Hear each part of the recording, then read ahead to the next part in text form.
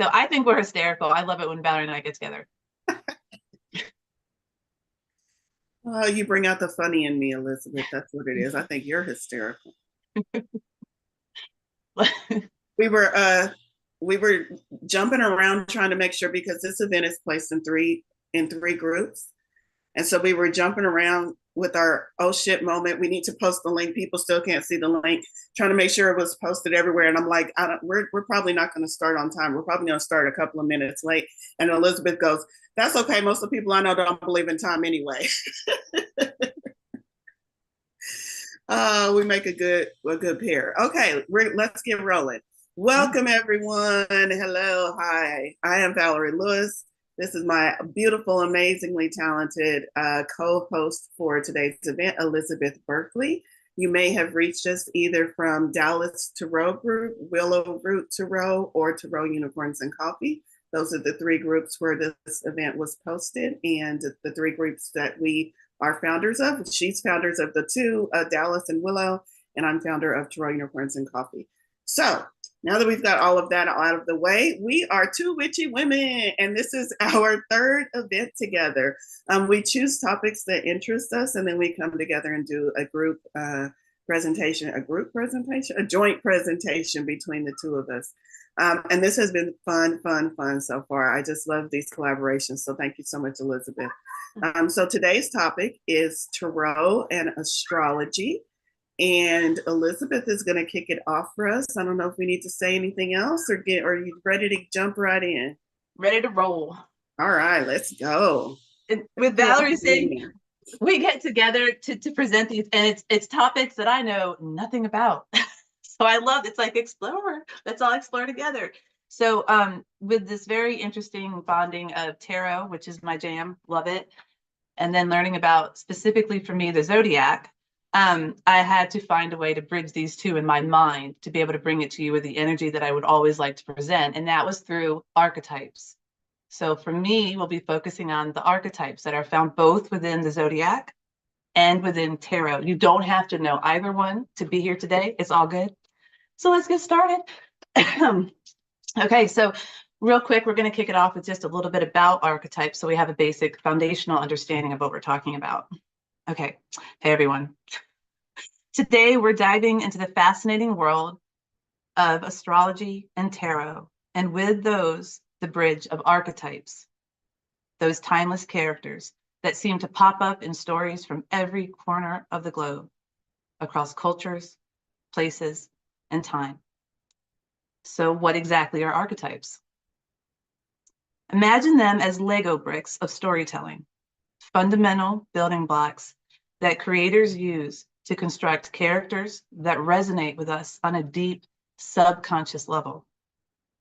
They're the heroes, villains, mentors, and tricksters that we encounter in myths, legends, fairy tales, and even modern literature and movies. Well, here's the really cool part. No matter where you go in the world, you'll find these archetypal characters popping up in different guises, but carrying the same essence. For example, think about the hero, the brave protagonist who embarks on a quest to overcome challenges and achieve greatness. From ancient Greek myths like Hercules to modern superheroes like Spider-Man, the hero archetype is everywhere, but it's not just the hero. We've got the wise old mentor like Gandalf from The Lord of the Rings, or Yoda from Star Wars, guiding our heroes along their journeys. Then there's the trickster, like Loki from Norse mythology, or the mischievous Puck from Shakespeare's A Midsummer's Night's Dream, always stirring up trouble in the most entertaining ways. And let's not forget about the damsel in distress, the villain, the rebel, the lover. The list goes on. These archetypes serve as templates for characters that we can instantly recognize and relate to because they tap into our collective unconscious, our shared human experiences and emotions. Now, why do these archetypes transcend time and culture? Well, It's because they speak to universal truths about the human condition. They embody qualities and traits that we all possess to some degree: courage, wisdom, mischief, love, and they help us make sense of the world around us. So the next time you're reading a story or watching a movie, keep an eye out for those familiar archetypal characters. They're not just there to entertain us. They're there to teach us, to inspire us, and to remind us, no matter where we come from, we're all part of the same story. And who knows, maybe you'll even recognize some archetypes in the people you meet in your own life. After all, as Joseph Campbell famously said, we are not only the tellers of our own stories, we are also the stories themselves. From there, I'd like to move into the zodiac. The zodiac constellations are a group of 12 constellations that lie along the ecliptic, the apparent path of the sun across the celestial sphere throughout the year. These constellations are significant in both astronomy and astrology. In astronomy, they serve as reference points for mapping the sky and locating celestial objects. In astrology, they are associated with the 12 astrological signs and are believed to influence human personality traits and life events. These constellations have been recognized and named since ancient times by various cultures around the world. While the boundaries of the constellations, as defined by astronomers, may not perfectly align with the astrological signs, they are still used as the backdrop for astrological interpretation. Each zodiac constellation contains numerous stars, and many of them have bright stars that are easily recognizable. For example, Taurus is known for the bright star Aldebaran, while Scorpius features the red supergiant Antares. Some zodiac constellations also contain notable deep sky objects, such as star clusters, nebula, and galaxies, which are popular targets for amateur astronomers.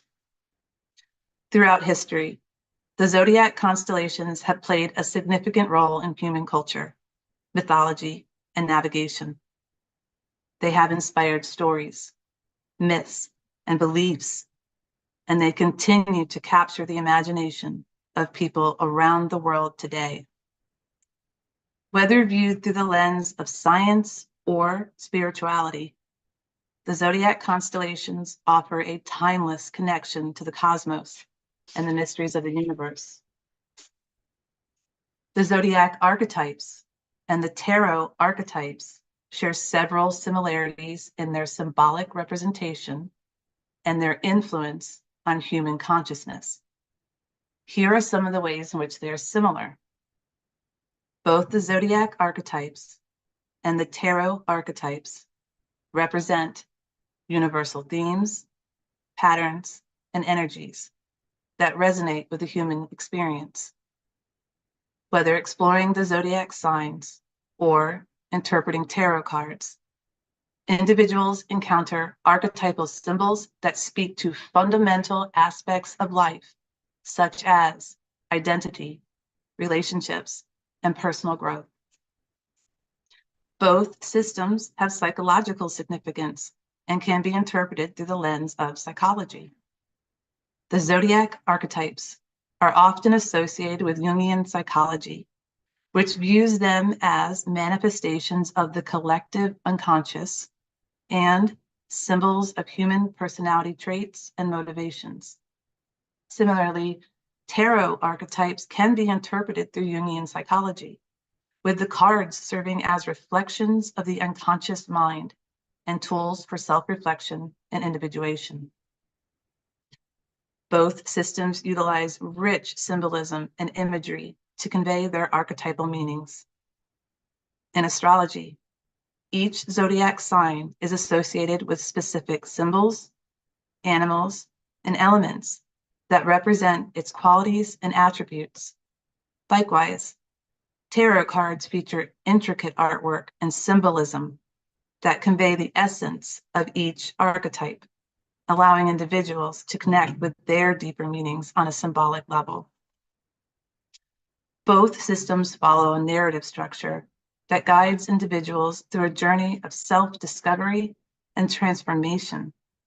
In astrology, the progression of the zodiac signs reflects the cyclical nature of life and the soul's evolution through different stages of growth and development.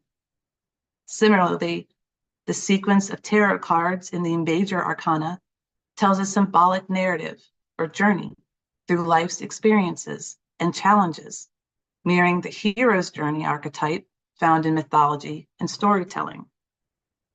Both systems offer opportunities for personal insight, reflection, and growth. Whether studying astrology or tarot, individuals can gain deeper understanding of themselves, their relationships, and their life path by exploring the archetypal energies represented in each system. By engaging with these symbols and themes, individuals can uncover hidden truths, tap into their intuition, and unlock the mysteries of their own psyche. Overall, the similarities between the zodiac archetypes and the tarot archetypes highlight the interconnectedness of these two systems and their profound impact on human consciousness and self-awareness. Whether used separately or in conjunction, they offer valuable tools for exploring the depths of the human psyche and navigating the complexities of life's journey. In tarot, archetypes are deeply woven into the fabric of the cards, particularly within the major arcana. These archetypes represent universal themes, patterns, and energies that resonate with the human experience. While I won't define each major arcana card individually, I can explain how archetypes are incorporated into the tarot without explicitly defining each card. Each card in the major arcana carries rich symbolism and imagery that evoke specific archetypal themes. For example, the Fool represents the archetype of the innocent, the risk taker, and the free spirit embarking on a journey of self-discovery. Similarly, the Empress embodies the archetype of the nurturing mother, fertility, and abundance.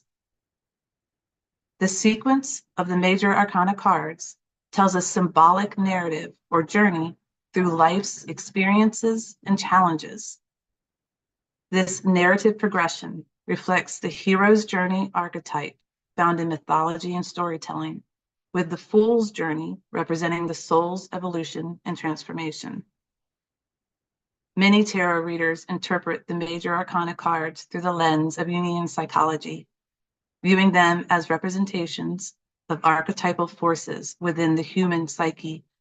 For example, the Tower card may symbolize the archetype of upheaval, destruction, and personal transformation, reflecting moments of crisis or breakthrough in one's life. The archetypes depicted in the tarot tap into the collective unconscious, a concept introduced by Carl Jung. These universal symbols and themes resonate across cultures and generations, speaking to shared human experiences, fears, desires, and aspirations. When interpreting tarot cards, individuals may intuitively connect with the archetypal energies depicted in the images. Through contemplation and reflection, they can uncover deeper insights into their own psyche, motivations, and life path, drawing upon the wisdom of the collective unconscious. Overall, archetypes form the foundation of tarot symbolism, providing a rich tapestry of meaning and interpretation for those who seek guidance, insight, and self-discovery through the cards. Whether viewed as a tool for divination, personal growth, or spiritual exploration, tarot offers a profound opportunity to engage with archetypal energies and unlock the mysteries of the human soul.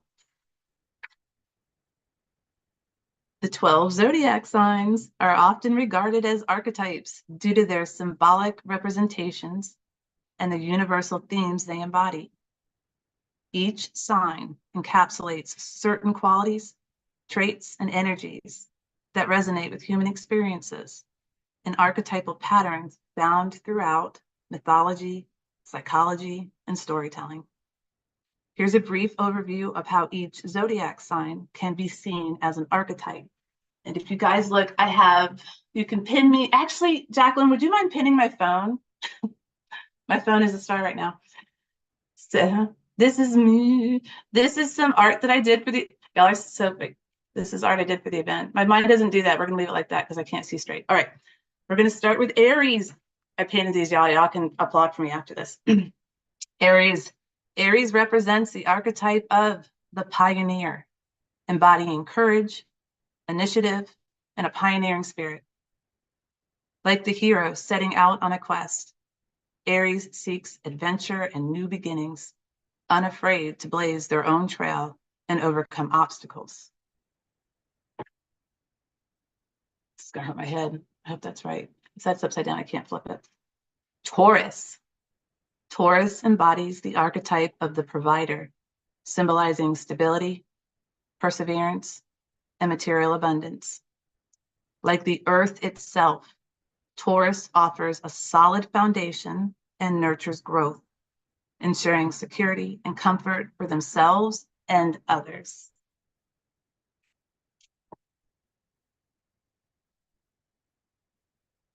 Whoops.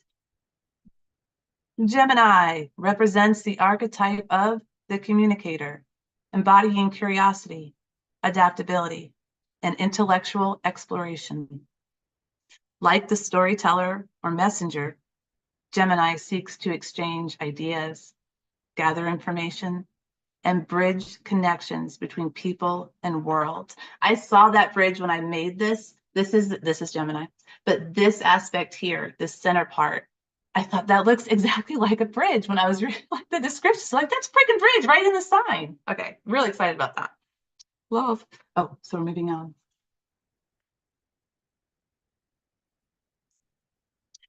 Cancer embodies the archetype of the nurturer, symbolizing emotional sensitivity, intuition, and maternal instincts.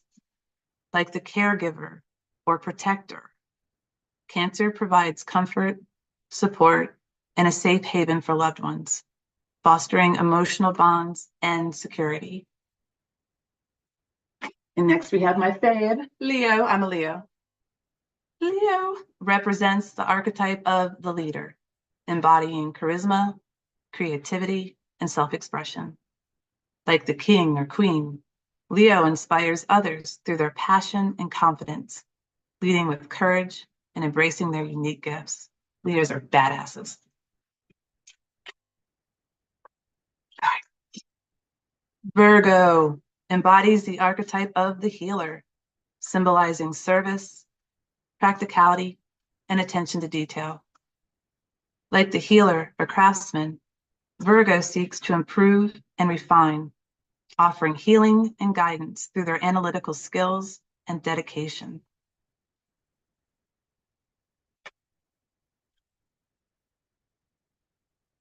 Libra represents the archetype of the peacemaker, embodying harmony, diplomacy, and justice. Like the mediator or diplomat, Libra seeks balance and fairness, striving to resolve conflicts and promote cooperation in relationships and society. Sounds like we need Libras in politics. Scorpio embodies the archetype of the transformer, symbolizing intensity, passion, and profound transformation. Like the alchemist, Scorpio delves into the depths of the psyche, embracing the cycle of death and rebirth to facilitate personal and collective evolution. I love the Sagittarius symbol. Sagittarius represents the archetype of the adventurer, embodying optimism, freedom, and philosophical exploration. Like the seeker or explorer, Sagittarius embarks on a quest for truth and meaning, expanding horizons and embracing life's journey with boundless enthusiasm.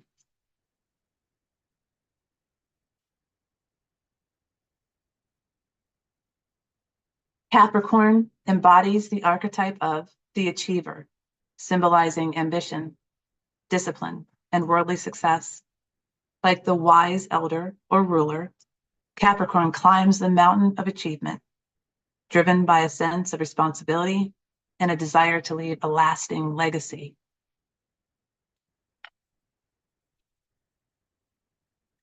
Aquarius. Aquarius represents the archetype of the visionary, embodying innovation, humanitarianism, and unconventional thinking. Like the revolutionary or rebel, Aquarius challenges norms and inspires change, envisioning a future guided by ideas of equality and progress.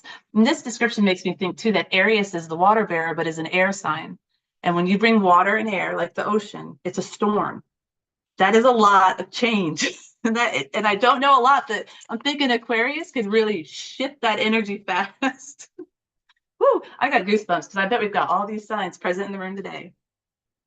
And we finish with Pisces, which embodies the archetype of the mystic, symbolizing empathy, imagination, and spiritual transcendence.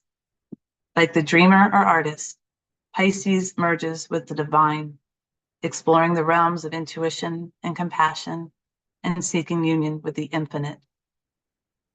Each of these archetypes offers insights into different facets of the human experience, serving as guides for self-awareness, personal growth, and understanding the interconnectedness of all things in the cosmos.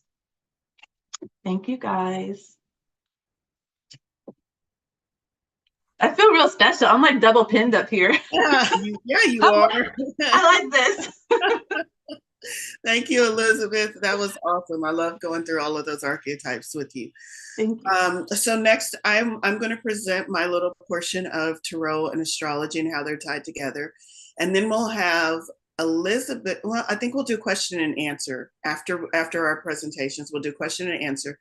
And then at the end, Elizabeth has a special treat for you all. She's going to give a sample to one lucky participant, a sample read, and she'll run through that so that you can understand. And you're welcome to pull your own tarot cards out and go along with her for yourself. But she's going to give you an example of a read using tarot and astrology all together. That's really fun. I'm looking forward to that. And she's also, of course, you can always reach out to her to get that read one-on-one if you would like. I do believe she's offering that one-on-one. I just kind of put her on the spot there. Yeah, she's like, okay, good. Okay, awesome. Okay, so let me get started. I have screen share. Let me get that pulled up. Please work and don't crash my computer. Mercury retrograde can suck it. Y'all, Mercury retrograde. We were friends until last night. I love you, Mercury. Please don't fuck my life up anymore. All right. Two Witchy Women, Astrology and Tarot. I'm going to talk about how they're linked together. Yeah, Elizabeth, I'm gonna look at you for a clue. Just because you're on my screen, just start waving at me if I conk out and you can't hear me. All right. So, did you know you can use tarot to help you understand your astrological natal chart? And that's what I'm going to be talking about today. If you have your natal chart, also called a birth chart, it's the sign of the stars at the time of your birth. Go ahead and have that handy. Just for a reference point, you're not going to need to dig too much into it. Most of it you'll be able to follow along with on the screen, but you might want to refer to it if you are a little bit more versed in astrology. All right, so let's move on. Oh, I forgot to hit the screen one more time so y'all can see that lovely lady waving at you, sitting in the stars. There we go. All right, so the astrological correspondences. First, we're going to run over that. Just make a note of what I would like you all to do is just make a note of your sun sign and the correspondences for your sun sign. Of course, you can do more. This applies to all planets and signs in your chart, but we're just going to focus on one just in the interest of time and for ease. So sun sign, meaning the sign that most people refer to you by. My sun sign will be when people say you're a what? I'm a Sagittarius. That's our sun sign. So I'm a Sagittarius. So wherever you are on the chart, Elizabeth just said she's a Leo. So we'll do with Leo, Sagittarius. So, and you pick your sun sign to follow along. I hope I'm not confusing you. I'm kind of excited. All right. Aries corresponds to the tarot card, the Emperor. And Aries ruling planet is Mars. So each one of the zodiac signs has a ruling planet. The ruling planet is Mars, and the corresponding tarot card for Mars is the Tower card. Now, if you know tarot, you're like, yep, I can see that right away. I'm not going to get too much into the meaning of the cards here in the initial part. I just want you to all to jot down the correspondences related to your sign, your sun sign. So Taurus is the Hierophant, and Taurus's ruling planet is Venus, and Venus is related to the tarot card, the Empress. Now I would say Venus is a heavy hitter. Venus is all over the zodiac. She shows up in a lot of different places as their ruling planet. Gemini is related to the Lovers card in tarot. Gemini's ruling planet is Mercury, the planet of communication, and Mercury is related to the Magician card. And then we have Cancer, which is related to the Chariot tarot card. Cancer is ruled by the moon, and the moon corresponds to the High Priestess in tarot. We have Leo, Elizabeth's sign. Leo corresponds to the Strength card in tarot, and Leo's ruling planet is the ruling, not planet, ruling astrological thing up in the sky. I can't think of the actual term for it. Y'all know what I'm talking about. Is the sun, and the corresponding tarot card is the motherfucking sun. Virgo is related to the Hermit card in tarot. Virgo's ruling planet is Mercury as well. And Mercury, again, related to the Magician card in tarot.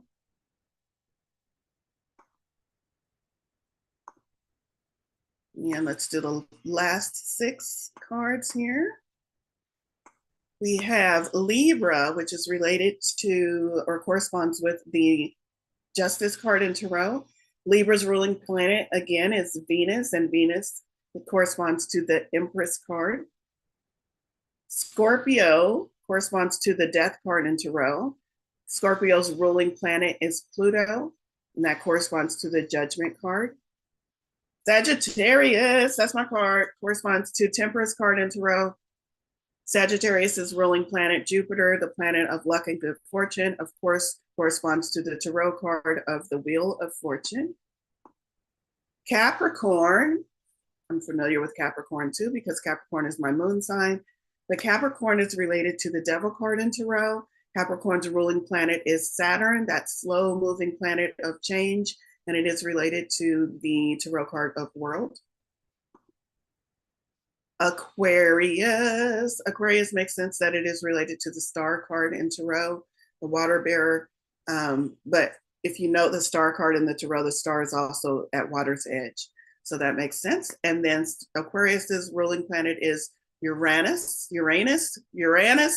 And also that card is related to, corresponds to the Fool card in tarot. And then the last one is Pisces.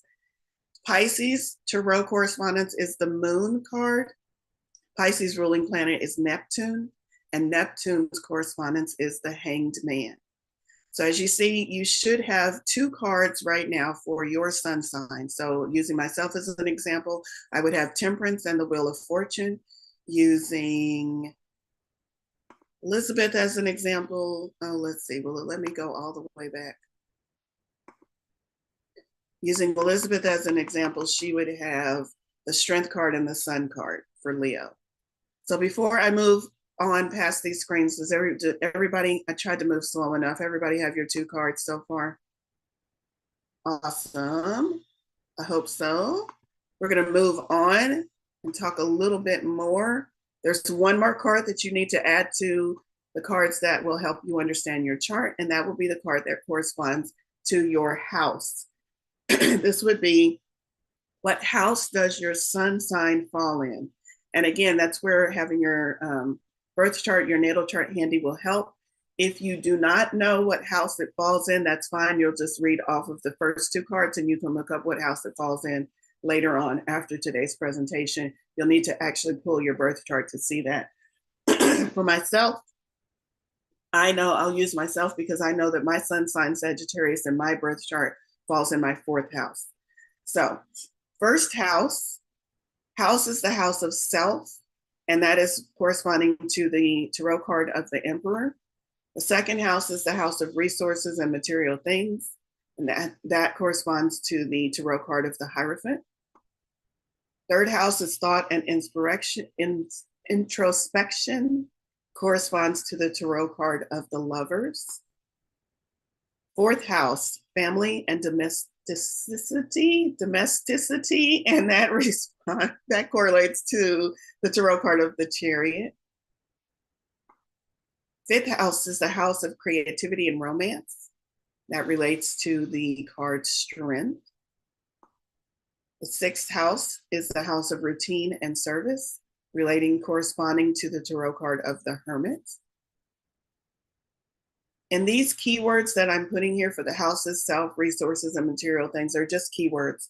There's a lot of more in-depth, you might be familiar with other keywords, that's perfectly fine. This is not the end-all be-all. There are several different ways to interpret the houses, but these are just the most common keywords that I could find out there. So let's move on and do the second set of 6 signs. The seventh house, or houses, the seventh house is the house of long-term partnerships, and that corresponds to the tarot card Justice. The eighth house is that of secrets and transformation, corresponds to the tarot card Death. The ninth house, knowledge and seeking, corresponds to the tarot card of Temperance. 10th house, career and public persona, corresponds to the tarot card of the Devil. 11th house, community and rebellion, the tarot card of the Star. And finally, the 12th house, hidden desires and dreams, and that corresponds to the tarot card of the Moon. Okay, so by now you should have 3 tarot cards based on your, I call it star chart, based on your natal chart or your birth chart. So in my instance, I would have Temperance card for Sagittarius. Hold on, I have to go back here to the other screen. I would have Temperance card for Sagittarius. I would have the Wheel of Fortune for Jupiter, because Jupiter is the ruling planet of Sagittarius, and there we go. And then because those signs fall in my fourth house of family and domesticity, I would have the Chariot as my third card. Okay, so everybody should have y'all's cards. That's great, Valorie. What does all of that mean? What does it mean? I've got 3 cards in front of me. So let's put it all together. We're going to, look, there's Miss Scorpio waving at y'all. We're going to work with your sun sign, as I mentioned. So you should have those 3 cards pulled out for your sun sign. And let's see what insight the tarot can give us about our natal chart. So the tarot as a deck, as a divination tool, as it was being created and reformed over the many years and many renditions that came with the tarot's evolution. They decided to start putting correspondences in with the tarot cards. Most often, it is the major arcana that has correspondence to the zodiac and to the astrological signs. I will say, if you get really into it and you dig deeper, yes, all 78 cards have astrological correspondences. I got my list out here if we get into that during question and answer, but I don't see how that would come up. I'm just putting that out there for you all to know that the tarot relates not just the major arcana, but all 78 cards have some kind of astrological and or zodiac correspondence that can help you understand astrology more, depending on where your set point is. So if you understand tarot, if you're like, yeah, I pretty much get tarot, then you can start working with tarot to help you understand astrology better. If you're like, I don't understand tarot at all, but I'm really good in astrology with the zodiac signs and the houses and all of that, well, pulling in tarot is going to help you understand tarot as a tool more, because the archetypes are, for the most part, very, very similar. So when I talk about the Wheel of Fortune and how it makes sense that it would relate to Jupiter, well, the Wheel of Fortune is about luck and good fortune. It's in the title of the card, Fortune. And Jupiter is that ruling planet that deals with luck and fortune and fate and things like that. So they have very similar meanings as separate archetypes. So it makes sense that they would correspond to each other when we talk about the correlation between tarot and astrology. So understanding one, understanding all of the high points for Jupiter as a planet, and then you look into tarot, well, now you automatically understand the high points of the card, the Wheel of Fortune, without even really having to know much about tarot because you know about astrology. So I hope that makes sense. So working with your sun card or your sun sign, Sagittarius in my case, using that as an example going forward, I have 3 cards pulled. This is how I'm going to show you how the tarot can help you understand astrology. If you're one of those people who understands astrology, just flip it around in your brain. I'm a tarot person, so I'm going to use it from the tarot's perspective. So here's a quote from Mary Kay Greer, Tarot for Yourself, and she wrote an excellent book. The full title is Tarot for Yourself, a workbook for personal transformation. And if you have any interest in really digging in and finding out the correlations, this is an excellent book because it takes you from beginner level into some of the deeper thoughts. So I love this book for trying to make those correlations and those correspondence. And here's what she has to say to help you kind of understand the difference between the planets and the signs and the houses. The planets are vital energies. The signs show how those energies manifest, the way they behave, while the houses show where in your life, in what area, home, work, relationships, etc., they appear. That is how they externalize themselves in your house, in your life. So we have planets as the energy, the signs showing how those energies manifest, and then the houses showing where those energies manifest and show up in your life. Maybe it's not making sense yet, but the next screen hopefully will make sense for you. So again, using myself as an explanation. Wait, there's a lady on the screen. There she is. Ah. Okay, my planet is Sagittarius, which is ruled by Jupiter and sits in my 4th house, which would mean my 3 cards are Temperance, Wheel of Fortune, and Chariot. And I have pulled those cards here from the Light Seers Tarot deck. So even if you just want to stop right there, pulling those cards from your Tarot deck and just give yourself a 3-card read, what do these 3 cards mean for me at this moment as an overall? That's one way, but let's keep going because we don't stop at basic here. We ain't no basic readers. Let's move on. So here's 3 different ways to look at those cards. I could say my Temperance energy expresses itself in a wheel way in the Chariot area of my life. Now that kind of makes sense, but if you don't know what Temperance energy is or what a wheel way is or what the Chariot area of your life is, then that's not going to make a lot of sense to you. So let's look at it another way. Same cards, same energy. I could say, I pay attention to my temperament. I pay attention to my temperament, just my being, how my energy is flowing. As I cycle through is the wheel, the various events that require my willpower is the Chariot in my life. Well, we're getting closer. I kind of like that one. I do like that one, kind of depending on what I'm trying to decipher in my life. But I really like this last one, a different way of saying it.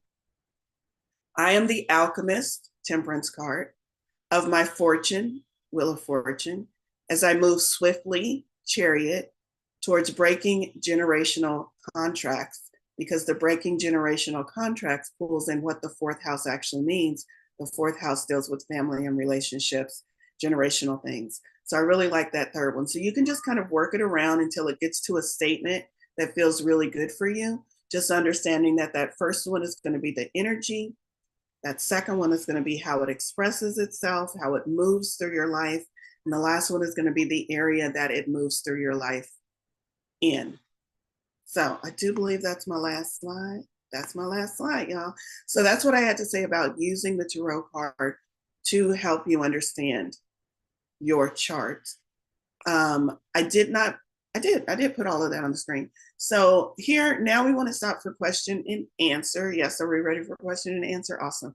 So now we want to stop for question and answer. If you have your 3 cards pulled and you want me to intuit understanding of what those 3 cards mean, shoot those questions up. If you have questions about astrology in general, the houses, anything that Elizabeth and myself have gone over, we are welcoming those questions and ready to answer those questions for the next few minutes here. We've got about 15 minutes for question and answer. I think we're making good time, Elizabeth. Okay. Jesse, go for it. What's your question? There we go. Hold on. There. Can you hear me? Yep. Okay. I was trying to find my third one and I missed what you were saying. So my sun sign is Cancer and my rising sign is Sagittarius. And I got the tarot cards and the planet moon for Cancer and my high priestess card, but I didn't get the second part that you had said. You know what house Cancer is in? The last one is the house. 8. So if you don't know which house your sun sign is in, you won't be able to pull that last card until you take a second look at your chart. It's in the 8th house. That's what I was wondering. I could, yeah, okay. I didn't. Awesome. The 8th house is going to be Death card. Okay. So all right. Thank you. You're welcome. All right. Roxy, you have a question for us. Yes, I do. Oh, excuse me. I think I misunderstood this actually from what Jesse was saying. So it's ascendant, sun, and then the house, or is it the sun and then? Yeah, I wrote a lot of notes down. You're just picking one card. Okay, gotcha. I'm sorry, one sign. So for the purpose of this example, it would be just your sun sign. So what is your sun sign? Yes, it's the Leo, and then that's the sun, and then it's in the 5th house. So I am strength, the strength, the sun, and then strength. So Yeah. then my question is, if I have so much strength and the sun, I was wondering, why do people always think that I'm a water sign? Because I tend to show my heart on my sleeve. I'm emotional. That's an excellent question, and that goes back to interpreting your birth chart. So just because your sun sign is all power and it's in a house of power, of more power, the strength, it's in the house of strength. You could, when you're looking at your whole chart, as you look at where other placements are in other houses are, you could have a lot of water in your chart. So our sun sign is, I want to say the sun sign is how we see ourselves, and then our ascendant sign is how others see us. I forget those two. I always transpose those. And then, so just because you know that you are a sun sign, let's say I know I'm a Sagittarius. Here's an excellent example. I'm not sure your whole chart, so I can give you an example based on my chart. I know I'm a Sagittarius, and when I think about myself, I think, yep, I'm fiery. Yep, I'm impulsive, spontaneous. Yep, I like to travel. Yep, I like to do all the things that they say Sagittarius like to do. And in my mind, that makes me very not chaotic. I used to view myself as chaotic. Now I view myself as very adventurous. I just like jumping from one thing to another. I'm kind of all over the place, and I love that energy. That's how I identify myself as.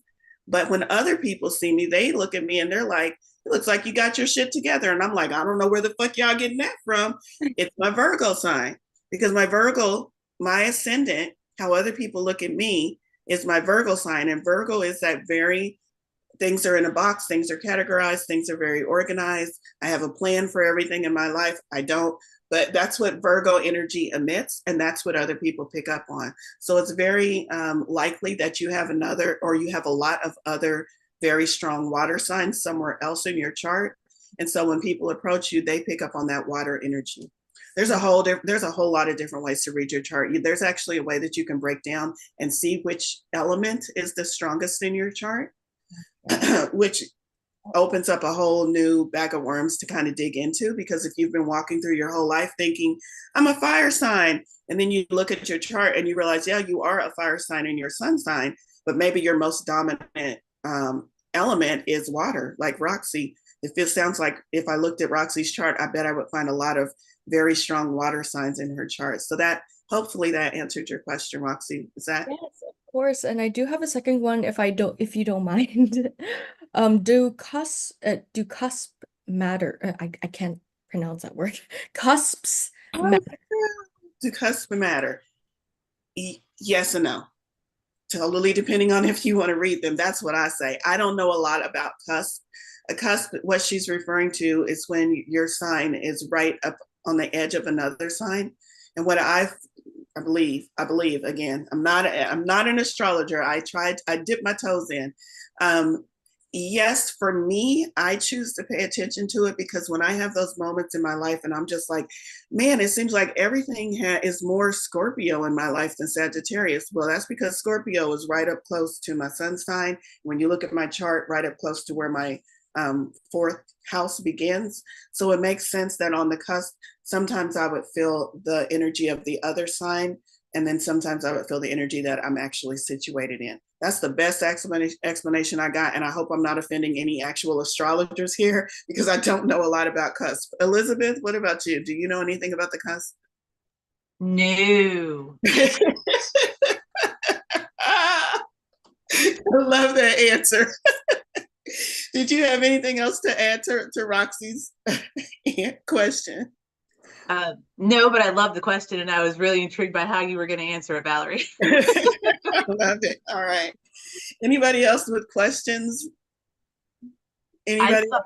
There was a couple in the chat, but they may have gotten answered. I was trying to track it about the 8th and 12th houses and what were they? And Let's see. The 6th and 12th. So the 6th, Emmanuel, thank you, saying it's the Hermit. What is the 12th house, Valorie? The 12th house is the moon. The moon, okay. We didn't look at a card for ascending today, correct? Just our sun planet and what house our sun sign is in. Correct. That is correct, Julia. You can do this for all of the houses. You can do this for all of the houses. This book explained a very, very long process. And I was like, nope, we got 20 minutes. We got to make it just one card. But I will tell you the whole process is to it says get a piece of yarn because it needs to be thick enough that you can see it, about 3 feet long, and set it up in that wheel. Y'all remember the wheel that was in the middle? So you're just basically taking a circle and dividing it into 12 equal sections, much like your birth chart. And then you go about looking at your birth chart and laying out all of the cards for all of the houses that correspond. You might need more than one deck because, as Roxy mentioned, strength showed up 2 times for her. So she would either need to keep track and remember that strength is 2 times in this particular house, or she would need more than one deck. So you would go through your entire chart, laying out your first house card, the house that corresponds to the first house, which would be Emperor. You would lay down the Emperor for the first house. Then you would lay down any planets you have in your first house, the corresponding tarot cards for any planets you have in your first house, and any zodiac signs that fall in your first house, which you should only have one.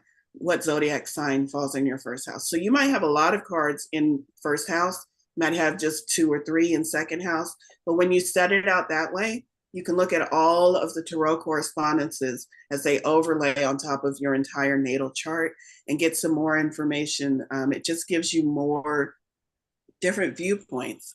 What does Tarot say about my natal chart? What does Tarot say about my birth chart? So that's the expanded version of this exercise. You can understand why we didn't do that for all 12 houses, but you might want to do that on your own, or you might just, whatever you are currently dealing with, maybe you are facing challenges in the finance department of your life, finance area of your life. So you would want to focus on the house that deals with finances in your life and see what is your birth chart trying to tell you about this area of your life, and pull all of the tarot cards that fall in that house so you get a better understanding of what energies might be playing out over your lifetime in this house. And these are talking about energies that will play out over your lifetime because we are looking at your birth chart. Another thought that I had as I'm looking at these 3 cards, so I know this is my sun sign. So let's assume it's November and it's my birth month, and I've pulled these 3 cards, and these are the energies that are present in my birth month because it's Sagittarius ruled month. But let's say I want to know what additional information can Spirit give me about this month that I'm coming up on my birthday. I might pull just one more card, lay it down with the 3 cards that I know represent my birth chart, and see what additional information. Now I'm doing just a 4-card read to get so that 4th card could be your transitory card, is what I'm saying. What do I need to know about the 4th house area of my life today? You pull a card in addition to the cards that you already have for your 4th house. you pull an additional card to say, what do I need to know today about what's going on? And again, that you read that card just like you would a tarot read for all of the cards in the house. So those are just some different ways that you can play with using tarot to help explain your astrological and natal chart. And I kind of got off of answering questions, but I didn't see any more hands up. Let's see. Jacqueline, it looked like you were telling me about. Emmanuel, I think you have a question. He didn't post it, but do you have one? Yeah. Yeah. Emmanuel, there you go. Thank you. Can you hear me? Yes. Yes. Well, first of all, thank you very much for the explanations. My question is how to interpret my triplet. It looks a little bit depressing. I'm hoping for something better than what it looks like. So Devil, World, Hermit, all three sound a little bit. Devil, World, and Hermit actually sound really cool. Let me go. Hang on just a minute.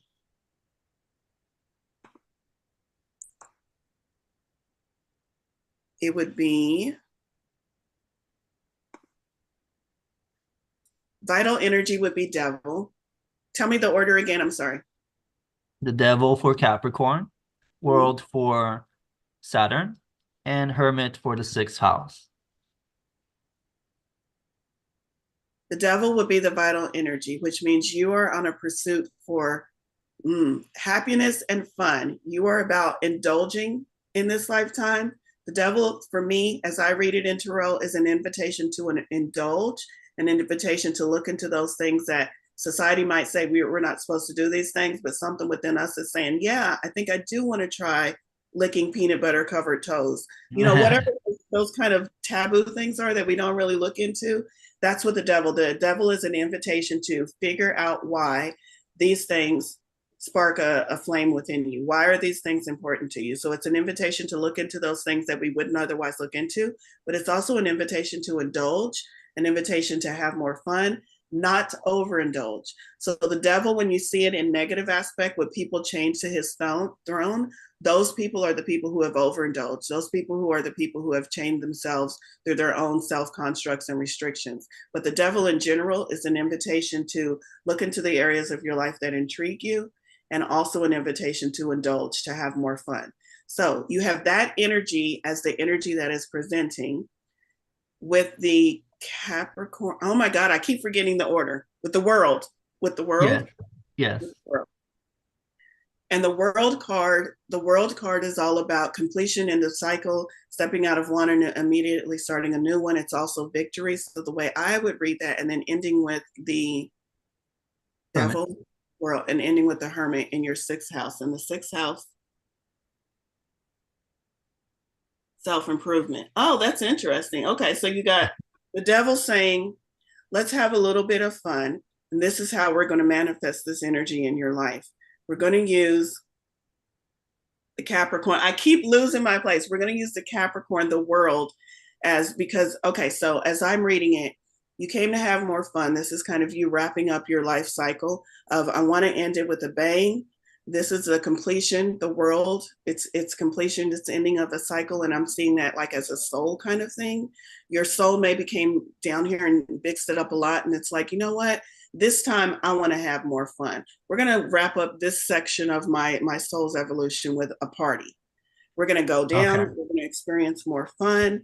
This is how we're going to conclude this section of our life. That's the world, the completion of a section, completion of a phase or a chapter of your life. And how and where are we going to do that? We're going to do that in the 6th house. And the 6th house is all about self-improvement, service, work, things like that. And so you have that Hermit card, because that Hermit card in this case is not about going in a cave and recluse, being a recluse. The Hermit card is about that card that is standing on the top of the mountain with that staff, this elderly, very wise and wisdom enhanced person who has surmounted all of the challenges, and who is standing on the top of the mountainside with his staff, with all of his wisdom, holding a lantern for others to follow. So Hermit in that sense, not Hermit in the traditional sense of I'm going to go run and hide in a cave. Does that make sense? Interesting. That reminds me of like the Capricorn's motto, that he climbs up the mountain to bring back whatever spiritual knowledge. Okay. That's more positive than the devil tempting me. I'm having to be, you know, live in a worldly place and as a hermit. No, no, yeah. Yeah. Okay. I'm glad that helped. Yes. I always read the devil as an invitation, not a temptation. And I think that really switched and helped me really understand the meaning of the devil in tarot. So hopefully I can pass that on to you all. Elizabeth, did you have any? Thank you. You're welcome. Anything to say about those 3 cards in combination and what they mean? Yeah, I did, and this is more. I'm very much more oh God, Valerie, tarot. I love it, tarot. And I was I'm rubbing off on you. thinking of a way to do that. The devil, the world, and the hermit. I immediately got the impression, Emmanuel, that you were like walking the line in most situations, going into an environment where I want to use one that's safe.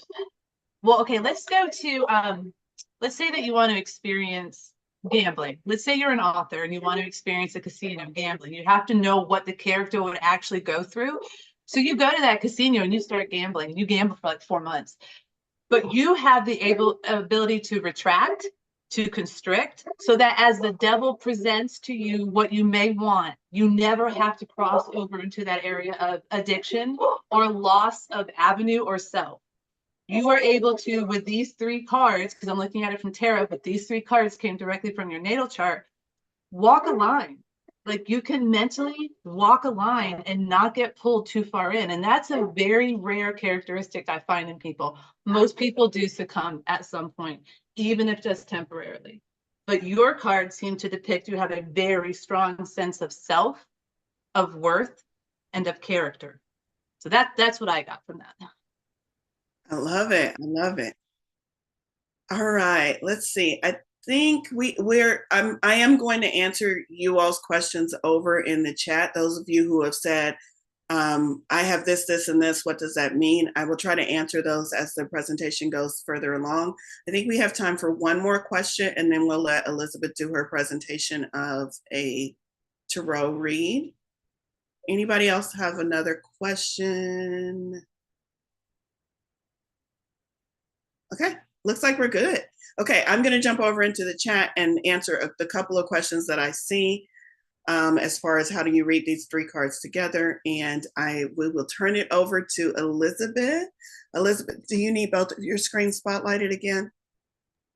Oh, no, I'm going to actually, no. And no, I'm not going to. I'm going to keep the cards in front of me.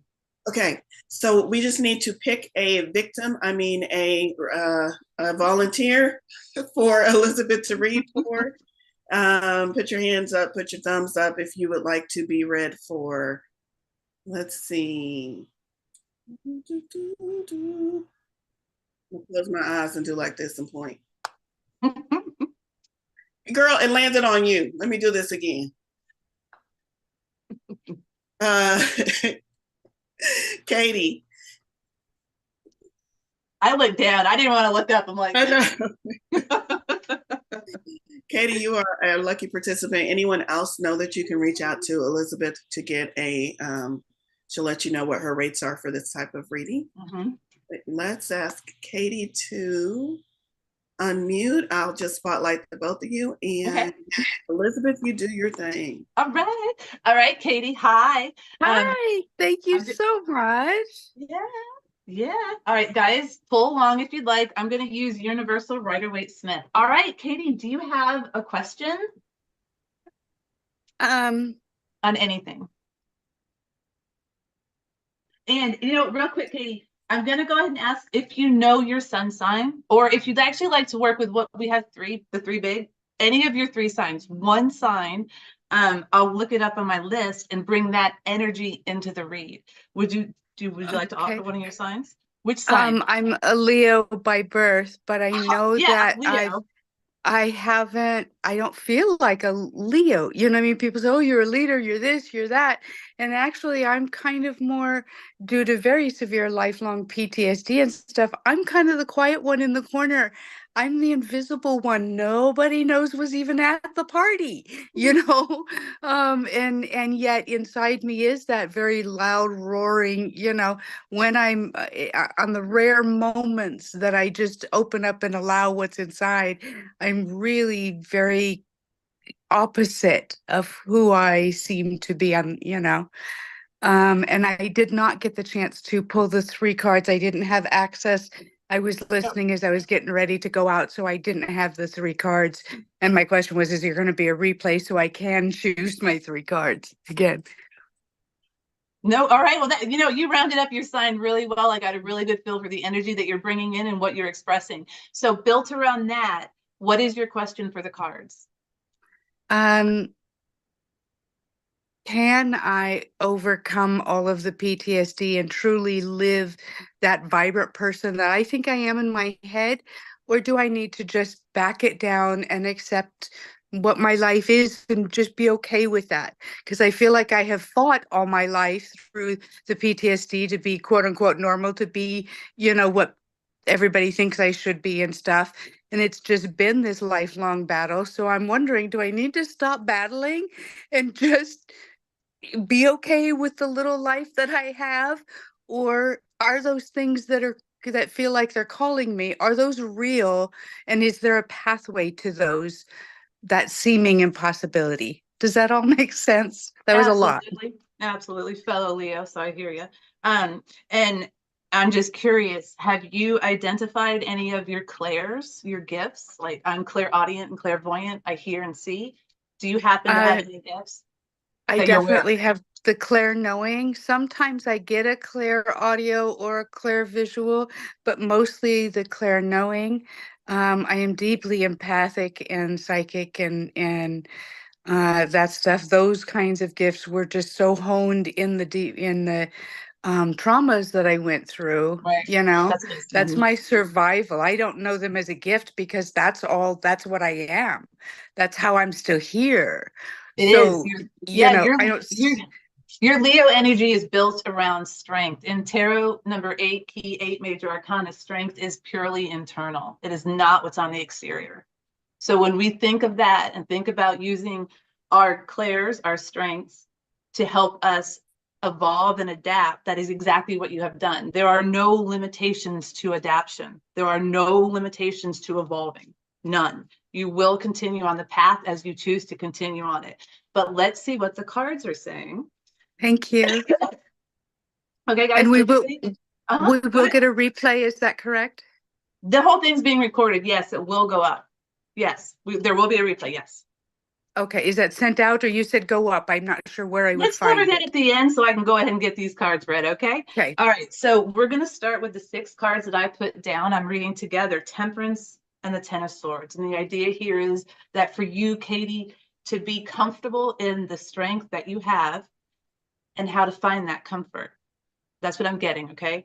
So it is inside you to be whomever you would like to be. It is difficult at times to get to that point because that is ever changing. Tuesday, I want to be this, but Thursday, I'm totally over here being this. I got to yes. Right. Leos, dude. We're all over the fucking place. We're fire energy. You can't quell this shit. All right. So temperance, temperance and the 10 of Swords. You can't quell it. The 10 of Swords coupled with temperance. Temperance is all about balance, which is individual and unique to your lens. Your balance is not mine. I personally don't believe in balance. I believe that we live in a constant state of chaos. It's just at what level and how well do we work within that chaos. The 10 of Swords here, to me, is kind of like putting that, the image of a lion comes to mind when I think of Leo. Putting Leo in a cage. That's the 10 of Swords. It's almost saying, I know that I can do this, but I'm scared to see what I would even imagine doing. So we cage that fire and that passion. We almost don't want to tempt letting ourselves be free because we don't ever want to rein that back in. That's just too hard for a Leo. So why even experience it to begin with? Just live where we can live and be patient and be happy and be humble, all the while putting that Leo in a cage. That's the 10 of Swords. The idea here is if you use visualization, meditation, self-meditation, guided or self, imagine unlocking that cage or opening that window or door, pulling back that veil. Let that lion, the element of fire, come through. See where it wants to burn. Imagine that you don't have control. Let it go.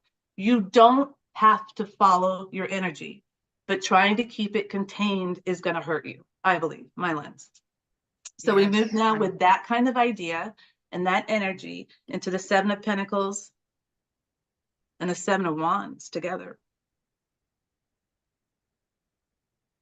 It's kind of, those are fun. So the Seven of Pentacles, ooh, I get it. Okay, so the Seven of Pentacles would be like over the years, all of your years from the time you were conceived, hearing that, okay, I'm clairaudient. You said you occasionally do have that, is hearing a voice. I spent decades drinking alcohol, totally silenced that voice, totally blurred my gifts. It was easier to do that than to defend my position, right?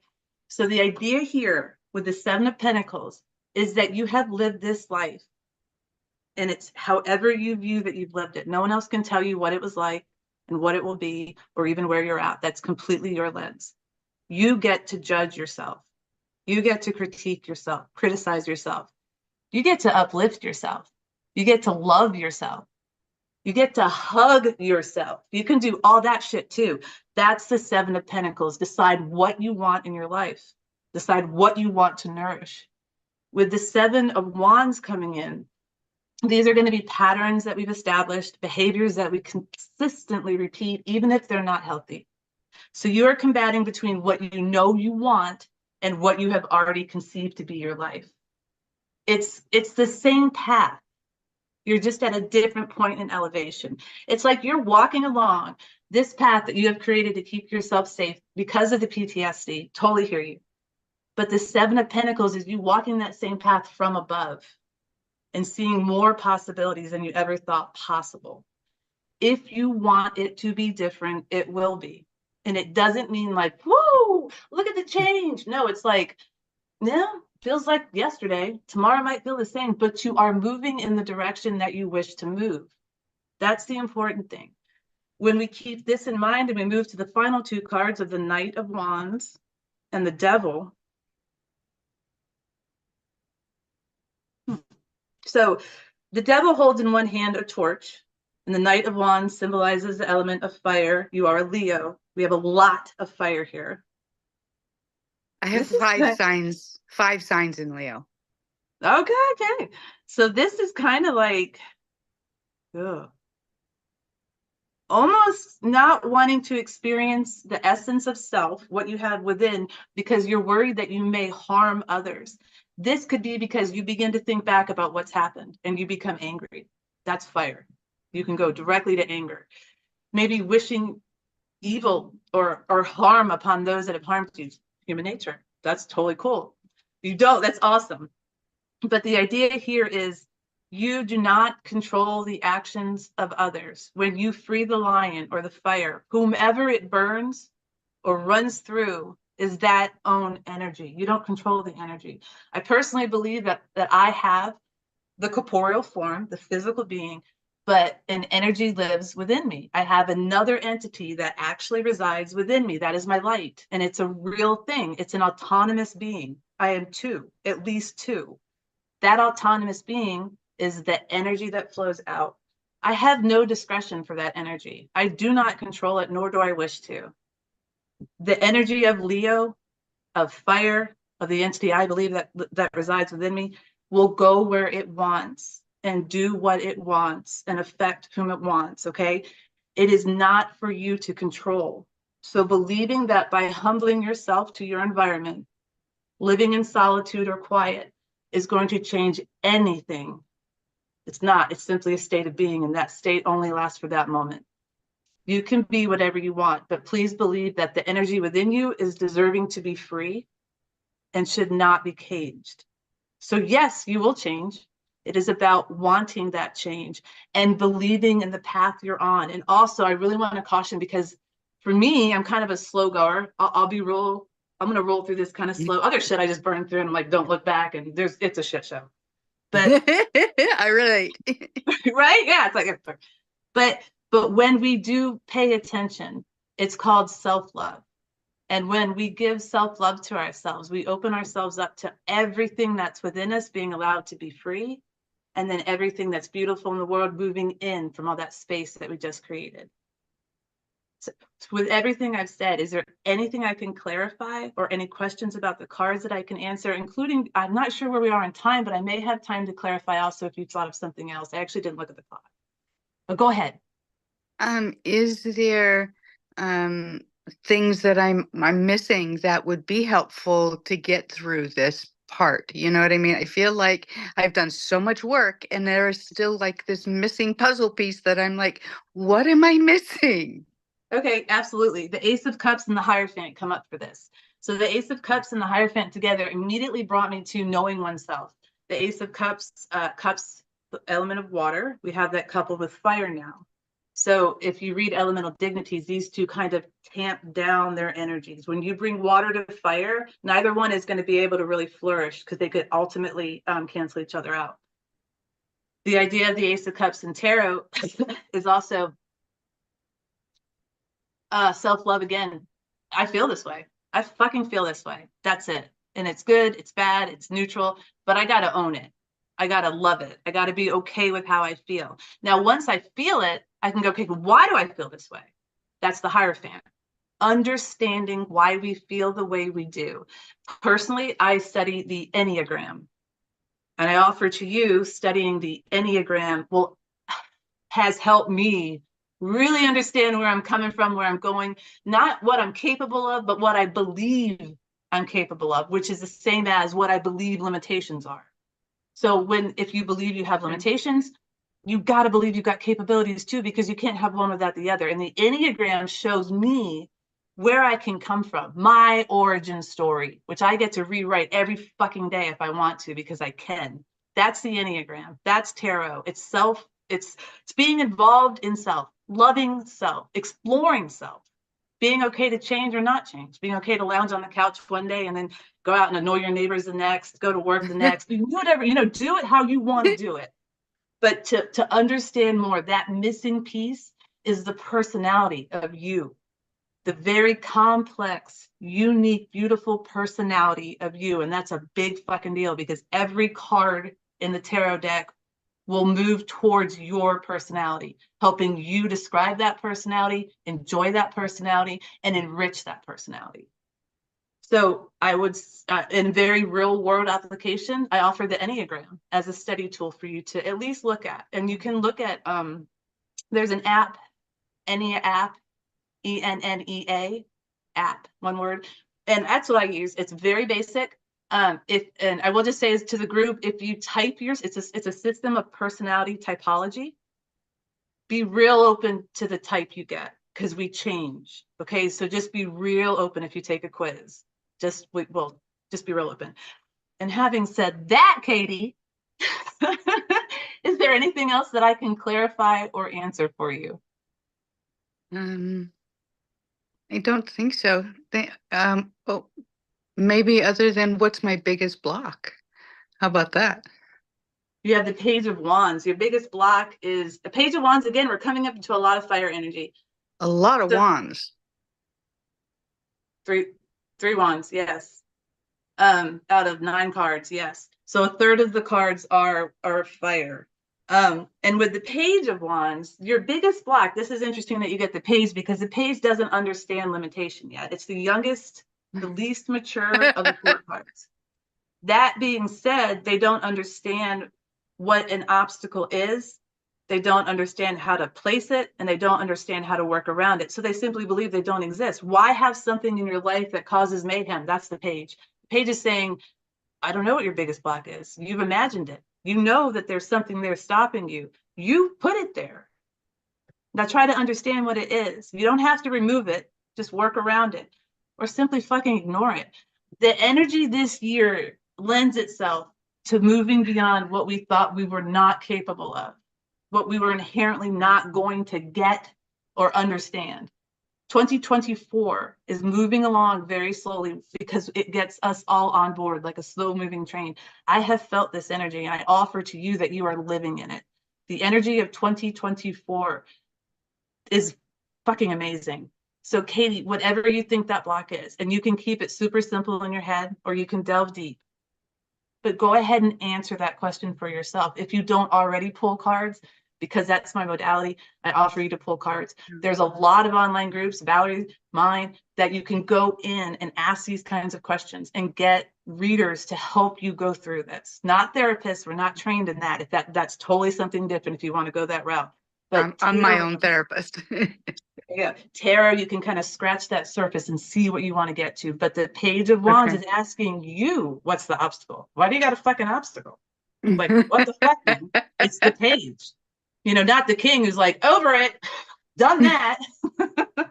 But Katie, this is an absolute pleasure reading Thank for you you. so much. You've been so helpful. I Oh, really thank appreciate you. it. Thank you.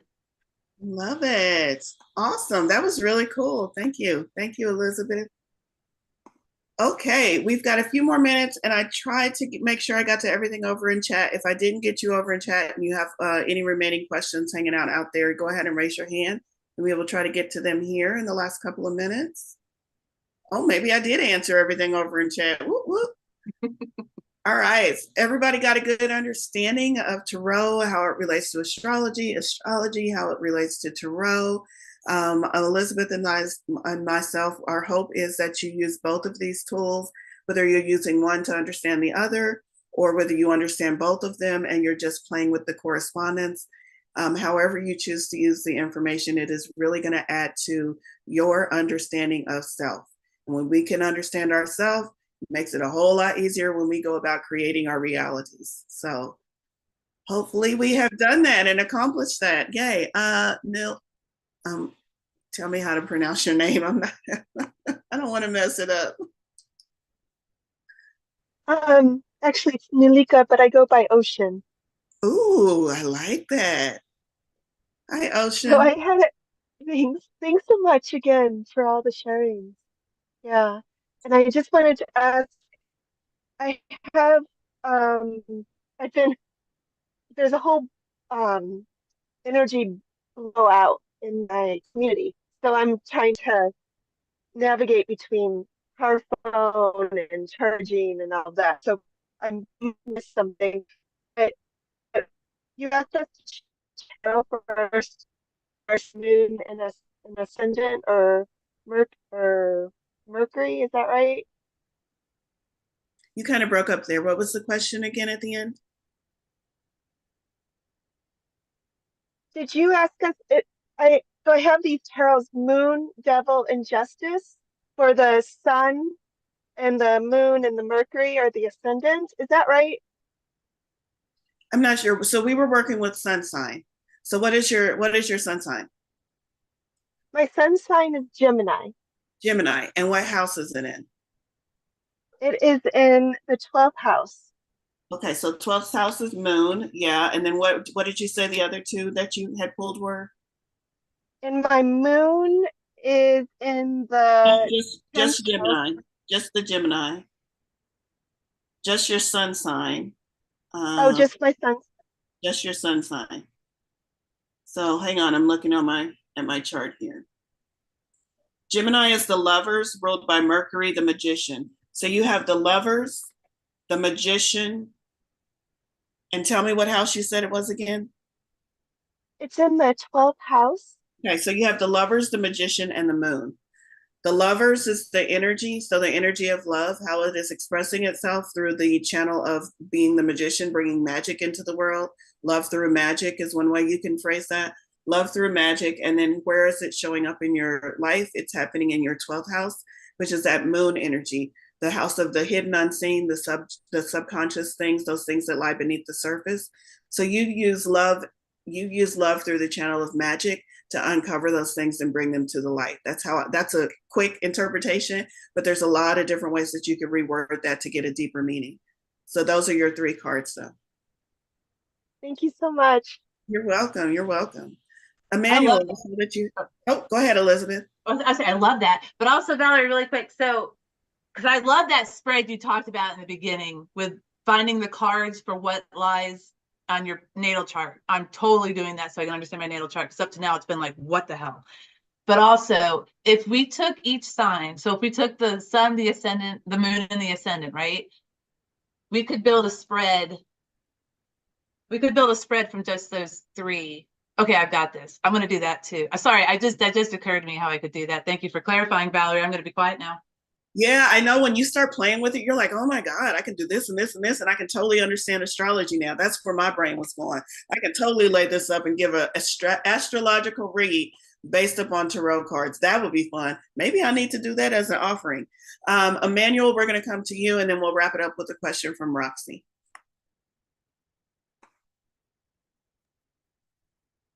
Thank you. So I was curious about, so one of my experiences with tarot was doing the birthday cards. I don't know if you're, okay, so that's a famous thing. I was curious if that's somehow related to the astrology. Absolutely. Tarot view. Yes. Your birth card is going to be related to your sun sign, which in turn is going to be related to the tarot cards that we went over. So absolutely. If you've ever pulled your birth card, for me, it's just looking at the chart and doing the calculations, and mine comes out as temperance, which temperance is related to Sagittarius. It's also, I know some is based on numerology, and so it depends on if you're talking about just your birth card overall or your birth card for this year. So for instance, my birth card for this year, I believe, oh y'all, I forgot. It's not the Wheel of Fortune. It's the one that comes after the Wheel of Fortune. I forgot. Anyway, I would take that card, my birth card for the year, and then see how it lays out with my sun sign, or how it lays out with my moon sign, or how it lays out with XYZ. How does this card, this energy play out if I place it with the other cards in each house? That's one way you could look at that, those energies. I see. Interesting. Thank you. Many different ways you can play with this. I know, I'm getting excited. 11 is justice, but you can also, if you choose, view 11 as strength. It's traditional is justice, but they have been switched before from 11 and 8, which is just fun to play with. It's just, I love this. That's right, it is, because that reminds me, because last year I was like spinning, and this year I'm like, okay, now it's my year to come back to balance. So I would take that justice, or balance, being my interpretation of what that card means for me for this year. Justice has many meanings. I'm honing in on balance for this year for myself. And I would take that card and I would see how it plays out in the various houses. How am I bringing balance to my first house? How am I bringing balance to my fourth house? So that's another way you can play with your card of the year and see how it plays in with the other cards. You might also want to look at your card of the year and see, where does the justice card show up in my chart? If you've done that thing where you've laid out all of the cards, which one of these houses has the justice card the most, or where does the justice card show up in my house? And that might point to significant occurrences for you for 2024 this year. All right, Roxy.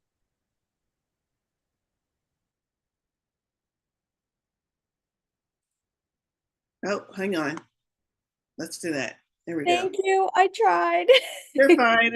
That's my settings. Go ahead. No worries. Yeah, I was wondering, I don't know how to frame this question. I've been trying to rewrite it and everything like that.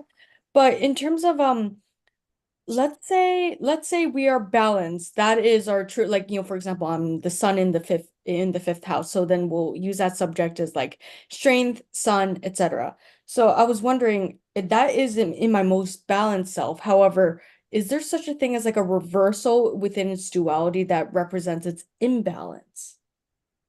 So that would be, I think I'm understanding your question correctly, and Elizabeth, feel free to chime in. For me, that would be, in tarot, we have uprights and reversals, which just means this is the card in its most favorable position. This is the card in a non-favorable aspect. I'm going to say non-favorable. I'm trying to get away from positive and negative in my verbiage. So this is in a not favorable aspect. So it's the same thing with astrology and sun signs. A Sagittarius in favorable aspect is an explorer, is a creative, is an inspired individual, follows her fire, her passion. In non-favorable aspect is flighty, never finishes a project, jumps from one thing to the next, never really finds her place, even though she's searching, because searching is part of the Sagittarius thing. But in negative aspect, the searching overcomes her and she feels overwhelmed by it. I'm describing the early part of my life, y'all, instead of being in positive aspect where it's like, oh, I'm built to be an explorer. It's okay for me to look into these things. That's what's feeding me, as opposed to, I never finish anything. I'm just going to beat up on myself. I'm flighty. I'm all over the place. Chaotic energy. So yes, astrology signs can have negative aspects as well. And you would read your chart. If you're reading for yourself, you kind of know where you're off balance. If you're reading for someone else, you'd have to rely on your intuition as far as, are they presenting as the negative aspect of this sign or the positive aspect of this sign? I hope that answered your question. I guess so. Basically, like reversals do not really exist when translating it over to astrology, because the whole point of astrology and tarot is to kind of just learn how to understand each other through each other, right?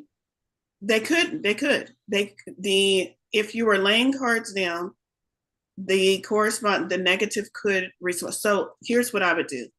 I would look at, if you have a guidebook, I would look at both the upright and the reversed meanings of the card, and I would read both of them. And I would ask yourself, if you're looking at your own chart, which one of those do I most often fall into? Not beating yourself up if you fall in the reversal, but just understanding that you want to move that energy. So it's not like a subject of like balance and imbalance. I don't know. What do you think, Elizabeth? It can be. Yeah, I guess if I were reading for you, Roxy, which I've read for you before, but if I were reading for you, I would do what Valorie had suggested at the beginning, and actually looking at what cards are that would fall in your natal chart. And then if you're seeking balance, I would ask you to read those cards using what's called, I mentioned it before, elemental dignity. It's using the elements that are associated with each suit. So you don't have to break it down by the card, just the suit. Major arcana are also associated with elements. These don't necessarily cancel out, but they do affect the prevalence of the energy by the card. So if you have all fire, if you've got all wands in that one house, it's fucking popping. But if you've got a lot of water and fire, we're looking at, let's tone this shit down a little bit. We got to see which one wants to flow where. I would suggest using elemental dignity when you're trying to cross over between the two modalities. That's what I would do. That's an excellent suggestion, yes, because both tarot and astrology have those elements. I love that. Awesome. Thank you. All right. Thank you all so much. This has been so much fun to present. I hope you all learned something, got some takeaways, want to play with your tarot cards and your astrological chart together. It's so fun when you start putting them together. It's like, oh, I never thought of that before. Elizabeth, any closing thoughts or anything you want to share with the group? Please share how they can get in touch with you for those readings. You guys can go to willowroottarot.com, and then I'll get you everything that you want. I'm currently implementing a new booking system. It's not up just yet. I hope you guys do want readings. Just give it maybe a week and I'll have it going. It's a new one for me, so I got to actually learn it. And then I'll start there. Also, you can come to any of my events. They'll be listed at the bottom of my website. Just scroll down and go up there. And I didn't have my bio, so I didn't drop it. I never have my bio to drop in the chat. That's fine. Y'all can find us. Y'all know where to find us. We're out there. We're popular enough. You can always email us too or message us through Meetup, and we'll get back to you. Thank you all so much. This has been so much fun. Have a great rest of your weekend, a great rest of your Sunday.